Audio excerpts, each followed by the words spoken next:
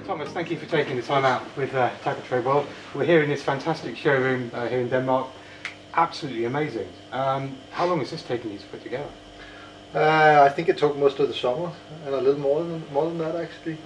We started just after we finished the trade catalogs and sent them to print. We got our heads around it here and made a plan to lay out this new showroom here and start out with being the marketing department that was in here, but at the very end of the sprint it was more or less the whole company who was involved with building it up. It took some blood, sweat and tears, but we're super proud about the showroom here as it stands now. Brilliant. And actually the showroom split into two, and it kind of tells a little bit of a story about the development of Svendsen over the last year or two, and the focus on some of the brands and the consumer versus the trade concept. Can you talk me through a little bit of that? Yeah, so that's correct. I mean, we changed or updated our strategy, can I say, last summer, and decided to diversify our brands with what we call consumer-driven brands and trade brands, where the consumer-driven brands is brands that we support full time with marketing activities, social media, pro staff, a lot of in-store solutions, and also a lot of investment in product development. Whereas the trade-driven brands are products that has a different appeal. It's appealing more to the mass market, and price and availability and in-store solutions do play a bigger role there than the actual branding of the product. So that's how we've kind of gone to market the last year and a half here from Svendsen Sport. And I think it's fair to say that you've actually condensed some of the brands down, because there were a lot of brands under the Svendsen Sport umbrella, and that appears to have consolidated somewhat. Yeah, that's correct. We changed, as I said, the strategy on the company a little bit, and went from 15 brands to 6 brands now. Condensed and merged brands to each other, to make sure we could basically leverage of the biggest opportunities we saw out there, and by doing this we've been able to really support the big opportunities behind some of our strong brands, getting more resources there, both in terms of product development, marketing and sales support, and basically cleaning up the assortment. It was a good time for us to really change and update the strategy. But a very challenging moment to do it, or to start doing this during COVID.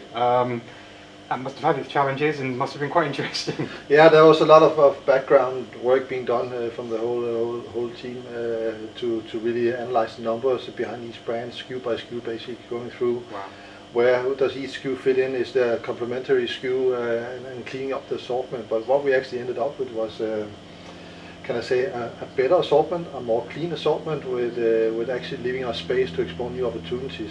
We basically took out a lot of overlapping products, so we come up now with a stronger assortment that is much more up to date and relevant for the market.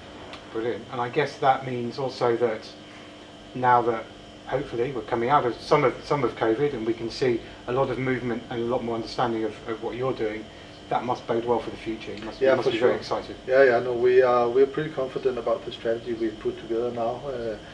There's a clear route on each brand on where we want to take the brand, both perception-wise, product-wise, marketing-wise, and sales-wise. There's a strategy on how to get there, and that's clear throughout the whole organization, and everybody knows exactly what role they have to be part of the success and getting to the goal.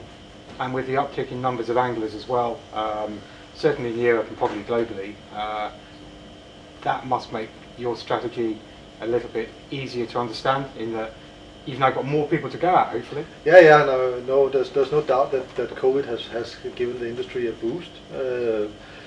So obviously it's nice to be approaching a bigger audience than before. The fishing industry is a relatively fragmented market, so although the boost has given us a bigger market to play at, we're still confident that we can go out there and actually grow the business significantly.